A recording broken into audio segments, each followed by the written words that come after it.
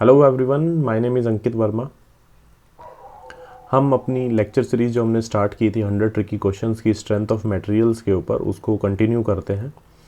60 questions हमने अब तक इस लेक्चर सीरीज़ में कंप्लीट कर लिए और अभी हम इस लेक्चर सीरीज़ के 61 से 65 तक के क्वेश्चंस करने वाले हैं। और लेक्चर बहुत शानदार होने वाला है, बहुत स्पेशल टाइप के क्वेश्चन मैंने लिए हैं और 100 क्वेश्चंस हम इसमें जल्दी से जल्दी इसको कंप्लीट करते हैं विद इन अ वीक, और उसके बाद नया टॉपिक शुरू करेंगे।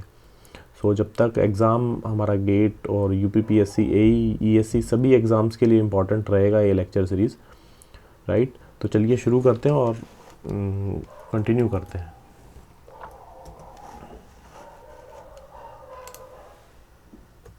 राइट, सो ये हमारा पहला क्वेश्चन है जो कि इस लेक्चर सीरीज़ का क्वेश्चन नंबर 61 है। आप क्वेश्चन को एक बार देखिए। If S is the shear force at a section of an I joint having a web of depth d and moment of inertia I about its neutral axis, the difference between the maximum and the mean stress in the web। Question अच्छा है, इसको continue करते हैं और मैं आपको एक diagram के थ्रू समझाने की कोशिश करूँगा। Suppose this is our I section.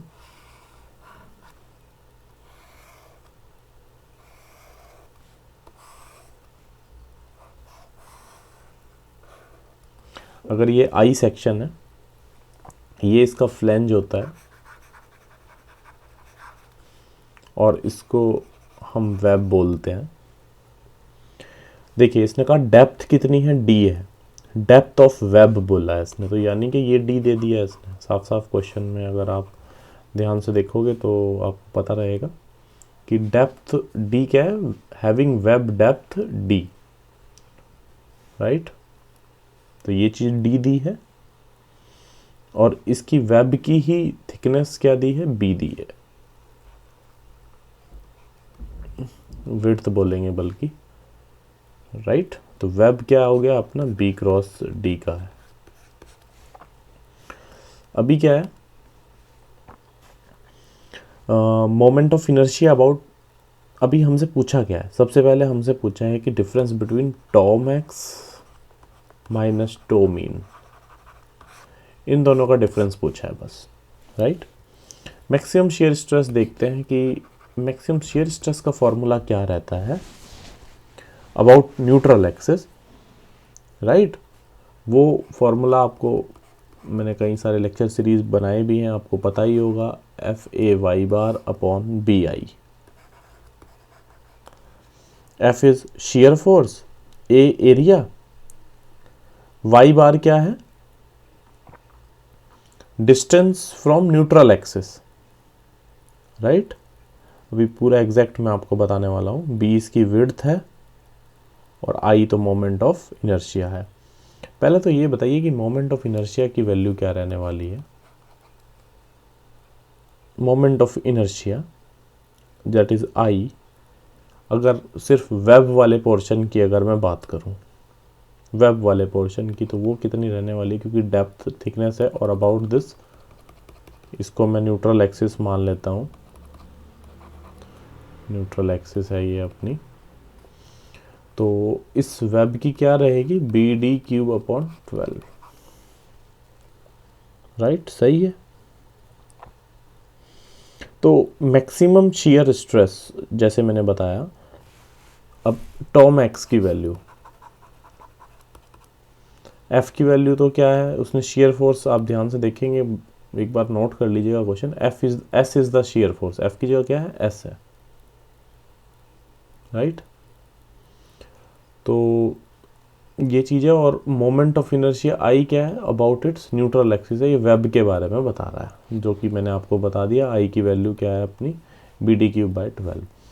तो टॉ मैक्स की वैल्यू क्या रहने वाली है, एफ की जगह मैं वैल्यू रख रहा हूँ, ध्यान समझिएगा, एस, राइट। ये तो रहा अपना शेयर फोर्स, राइट। हाँ, और ये आई सेक्शन का मुझे आपको थोड़ा अलग से बताना पड़ेगा सो दैट कि आपको समझ आए। ऐसा नहीं कि हम जल्दबाजी करें इस चीज़ में। मैं एक काम करता हूँ, इस चीज़ को आपको एक बार अच्छे से दोबारा रिपीट करके बताता हूँ कैसे आई सेक्शन का निकलता है, जल्दी जल्दी बताऊँगा। मान लेते हैं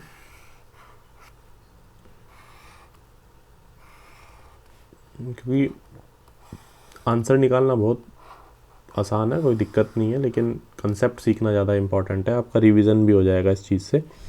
अगर ये कैपिटल बी होता है पूरा टोटल और ये डी होता है, राइट, ये छोटा बी होता है, जैसे कि हमें पता ही था और क्वेश्चन में भी दिया था, ये वेब के बारे में दिया था, और ये ऊपर वाला फ्लेंज होता है, राइट, और ये वाली थिकनेस को हम बी मान लेते हैं और ये वाली थिकनेस को भी हम बी मान लेते हैं, राइट। इसको आई सेक्शन बोलते हैं जैसे मैंने बताया, ठीक है। और फ्लैंज और वेब की थिकनेस को हम सेम मान लेते हैं, है ना, यही बात है ना। अच्छा ठीक है, उसके बाद आपको अलग अलग फ्लैंज का अलग से शियर फोर्स निकालना होता है और जो अपना वेब एरिया है उसका अलग से निकालना होता है। तो क्योंकि इस क्वेश्चन में अगर आप ध्यान से देखेंगे कि वेब के बारे में पूछा है, if as the shear force of a section I joint having web of this and this, यहाँ पर कहीं पर भी फ्लैंज के बारे में नहीं कहा हुआ, इसीलिए क्वेश्चन थोड़ा सा ट्रिकी था, इसीलिए मैंने इसको लिया। तो मैं सिर्फ वेब के बारे में आपको बताने वाला हूँ, कैसे वेब का निकाला होगा। जैसे ये वेब है, मैं बस एक हिंट दे रहा हूँ आपको, क्योंकि मैं यहाँ पर सिर्फ और सिर्फ रिवीजन करा रहा हूँ। अगर अब क्या है कि न्यूट्रल एक्सिस मैंने इसको माना, जो कि यहाँ से पास हो रहा है, राइट। तो ये वाला हिस्सा अपना कितना हो गया, d/2 हो गया, राइट, ऐसा ही है। और y कहाँ को आता है, इस डायरेक्शन को अपन क्या बोलते हैं, y बोलते हैं, ऐसा ही है। और ये क्या है, b है, राइट। तो आपसे अगर कोई जनरल पूछेगा कि यार शियर फोर्स, शियर स्ट्रेस बताओ जब ये पूरा पूरा रहे, बी डी कंप्लीट रहे, तो इसका फॉर्मूला मैं अभी के लिए बस आपको बता देता हूँ। इसका जो टी की टाउ की वैल्यू होती है, जो कि वाई के टर्म्स में भी आता है, एफ बाय, और ये इंपॉर्टेंट है इसलिए इसको नोट भी कर लेना आप, F by small B I आएगा, याद करना भी एक कला है इसमें भी ना, B D square minus small D square, right, divided by 8 plus B D square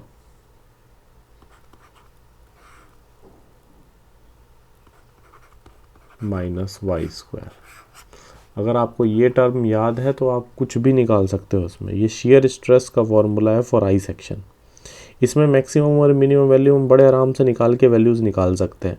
अगर आप y को 0 रखेंगे ना, y को 0 का मतलब क्या है, at neutral axis, then the shear force will be maximum. y को जब भी आप 0 रखने वाले हैं, यानी कि y को 0 रखोगे तो ये चीज़ 0 हो जाएगी, बी डी स्क्वायर बाय 8 हो जाएगा, ठीक है। और मतलब ये चीज़ रहने वाली है, दैट इज़ शियर स्ट्रेस। अगर ये वाला जो पोर्शन है ना, ये जो पोर्शन इसने निकाला, ये वेब वाला पोर्शन है, फ्लेंज वाले की तो इसने बात ही नहीं करी। तो हमारे केस में क्या रहने वाला है, tau max, that will be, F की वैल्यू तो एस दी है यहाँ पर, एस बाय बी आई, और ये क्या आ गया, बी डी स्क्वायर बाय 8। ये वाला y की वैल्यू तो 0 होगी है, ऐसा ही है ना। और y मिनिमम निकालना होगा, y मिनिमम कहाँ होगा, जब y इक्वल्स टू d/2 पे, इस पर्टिकुलर पॉइंट पे जहाँ पर ये कंप्लीट ख़त्म होता है ना, यानी कि यहाँ पर टाउ मिनिमम होता है। छोटी छोटी मगर मोटी बातें हैं ये, और यहाँ पर टाउ मैक्स रहता है, राइट। तो यहाँ पर ये वाली वैल्यू जो इतनी भाषण मैंने आपको दिया है ना, जो समझाने के लिए दिया है, सो दैट आप कंफ्यूज ना हो।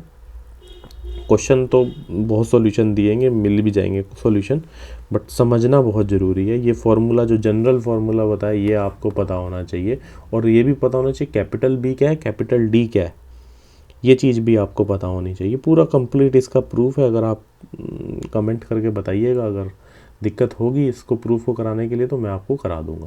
तो ये टो मैक्स निकाला हमने। नेक्स्ट चीज़ हमें क्या निकालनी है, हमें निकालना है टो एवरेज। ठीक है, ये चीज़ तो कंप्लीट समझ आ गई होगी शायद आपको। इसके जो कि टो एवरेज की वैल्यू है, टो मीन की वैल्यू क्या होती है, force by area. Force S है और ये क्या है, बी डी है। अभी मुझे आई की टर्म्स में इसको करना है।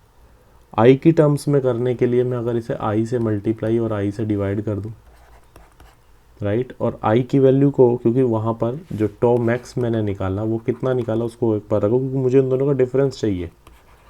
एफ़ की जगह मैं ऐसे रख देता हूँ वहाँ पर, क्योंकि वहाँ पर एफ़ था। ये टो मैक्स निकाला, मुझे भी इसी कुछ टर्म्स में चाहिए। तो आई तो नीचे कर दिया है और ये मैं बी डी क्यूब बाय 12 कर दूंगा,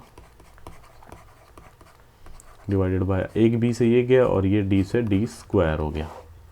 तो S D square upon 12 I, that is our to average. इन दोनों का अगर आप डिफरेंस निकालने वाले हो तो वो आएगा एच डी स्क्वायर। अगर मैं कितना लूँगा एलसीएम, 24 ले लूँगा, है ना। 24 लेने से 3 में से 2 गए 1, यानी कि 24 आई, ये डिफरेंस रहेगा। तो कॉम्प्लेक्सिटी कुछ भी नहीं थी इस क्वेश्चन में, इसने सिर्फ वेब के बारे में पूछा था क्वेश्चन को। अगर आप ध्यान से देखेंगे, वेब के बारे में इसने क्वेश्चन में पूछा है हमसे, राइट। अगर आप क्वेश्चन को ध्यान से पढ़ना, क्वेश्चन बहुत इंपॉर्टेंट होता है कि आप पढ़ कैसे रहे हो। अदरवाइज़ काफ़ी कॉम्प्लेक्स है यार, कैपिटल बी नहीं दिया, कैपिटल डी नहीं दिया, अब क्या करें। तो ये सब चीज़ें थी, राइट। नेक्स्ट क्वेश्चन की तरफ चलते हैं अब, दैट इज़ क्वेश्चन नंबर 2। इसने क्या कहा, इस क्वेश्चन ने हमें क्या कहा है कि एक 0.2 mm का थिक टेप है जो कि दिया गया है, 0.2 mm का है, रोल्स ओवर अ फ्रिक्शनलेस पुली। पुली भी दिया है 25 mm का, डायग्राम में आप देख सकते होंगे ये, ठीक है। ये 25 mm का दिया है और ये जो टेप है ये 2 mm का है, ये वाली जो टेप है, राइट। अब क्या है, इसको करते हैं सॉल्व अब। और इसका जो है ई की वैल्यू दी है इसकी 100 GPa। Just a minute, right. Maximum stress इसने पूछा, तो ज़्यादा टाइम ना लेते हुए मैं इसको जल्दी से कंप्लीट करा दूँ। डिलीट, हाँ। तो हमें एक बेंडिंग इक्वेशन पता है, sigma B upon Y E by R equals to M by I, right. अब क्या है कि ये पुली है अपनी 25 mm की और इसके ऊपर एक टेप है ऐसे, राइट।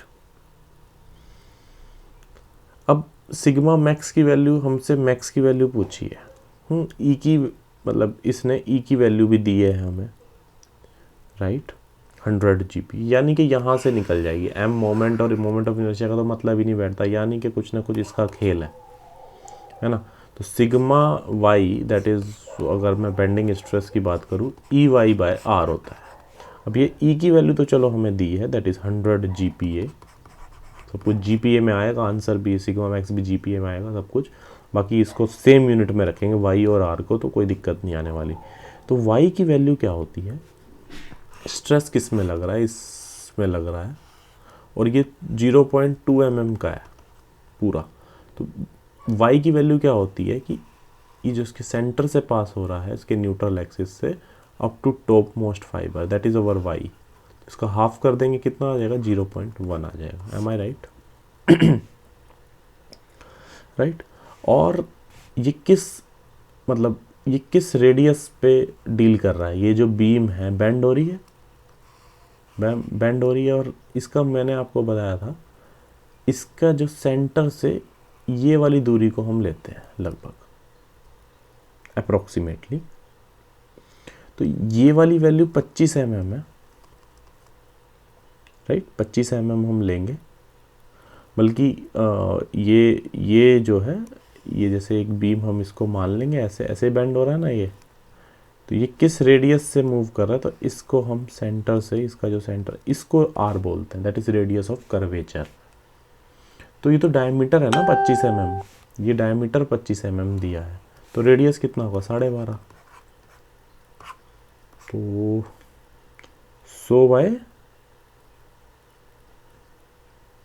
ये 0.5 से गया, ये 0 से ये चला गया है, 100/125 आ गया, यानी कि 0.8 GPa। अच्छा, मेगा पास्कल में दिया है तो कोई दिक्कत नहीं है, इसमें भी क्या दिक्कत है, मेगा पास्कल में दिया है तो हमने इसको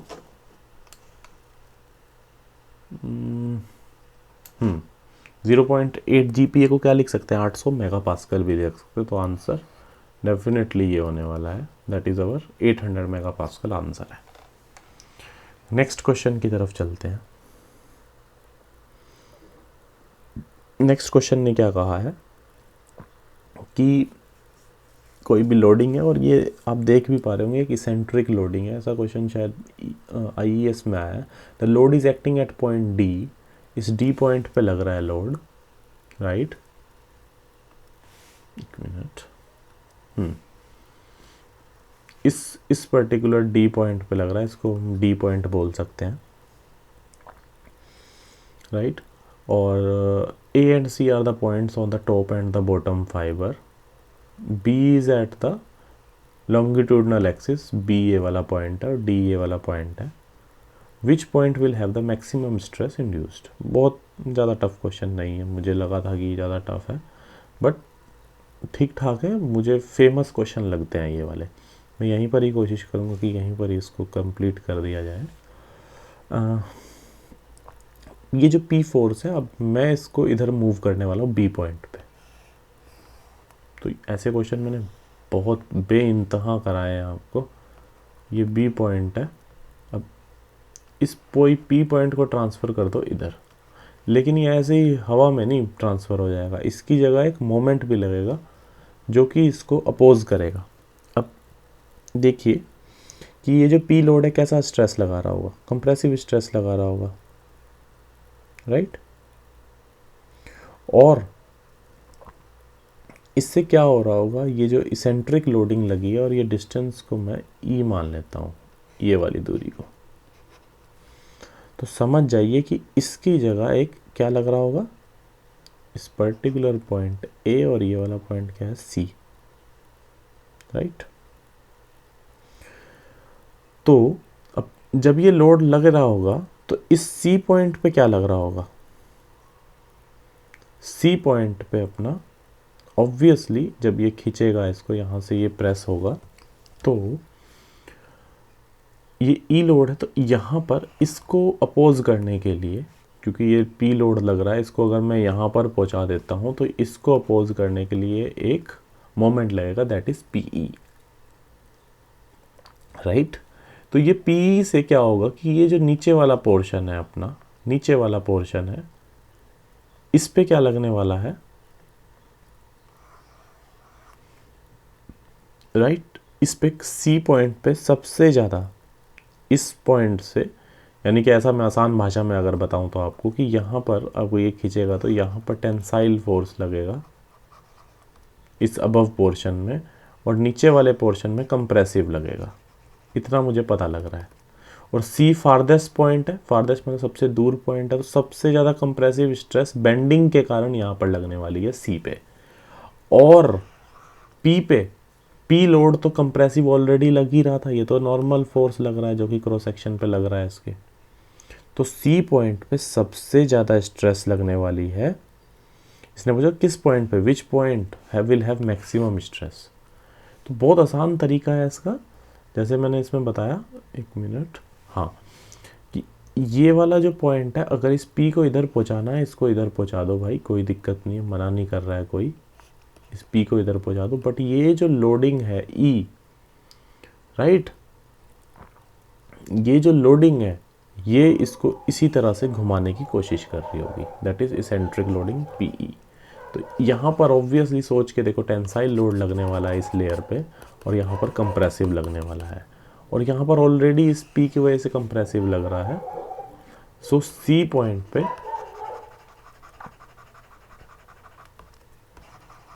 मैक्सिमम कंप्रेसिव लोड लग रहा होगा या स्ट्रेस लग रही होगी, राइट। ये चीज़ है, राइट। तो मुझे ऐसा लगता है कि आपको ये सब चीज़ समझ आई होगी, राइट। आगे चलते हैं।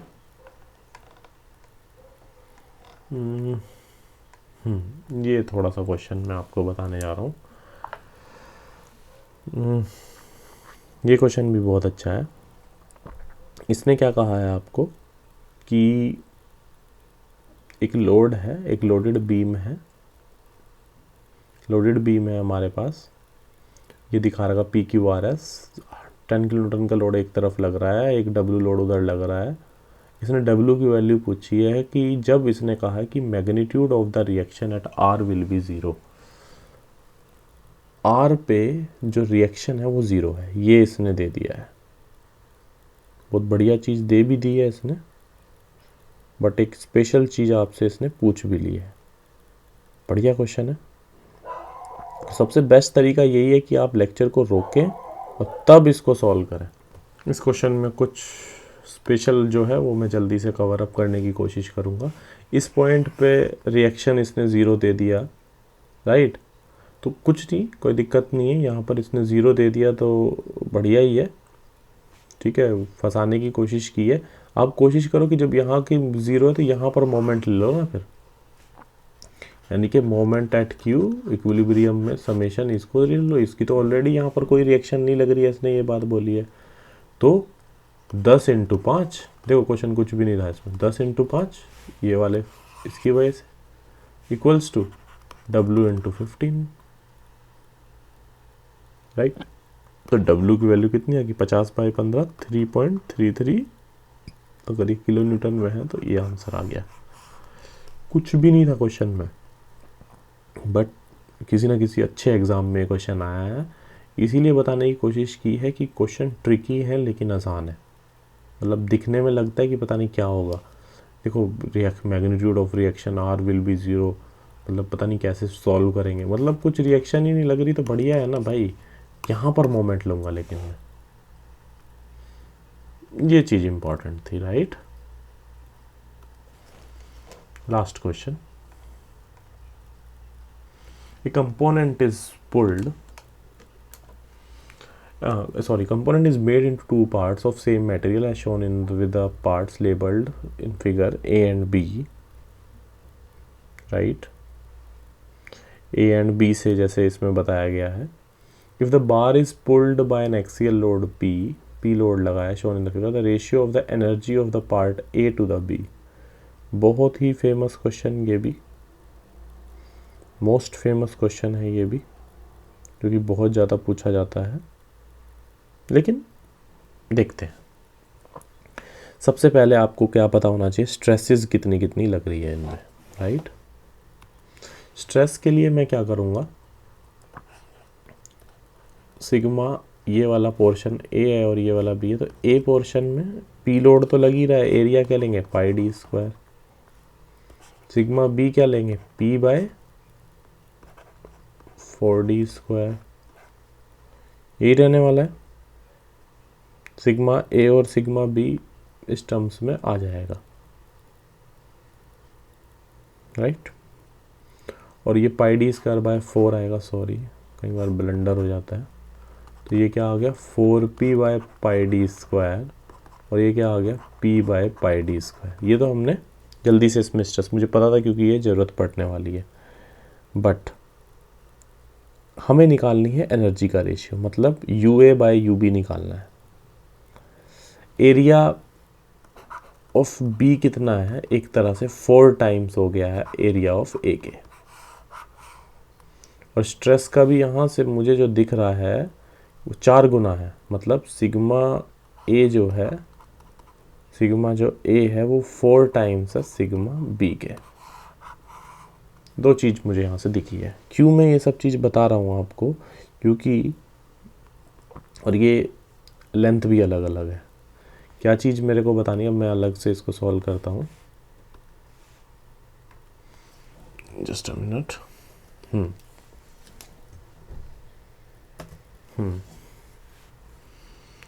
तो क्या है, एनर्जी का फॉर्मूला UA/UB। एनर्जी का फॉर्मूला क्या होता है?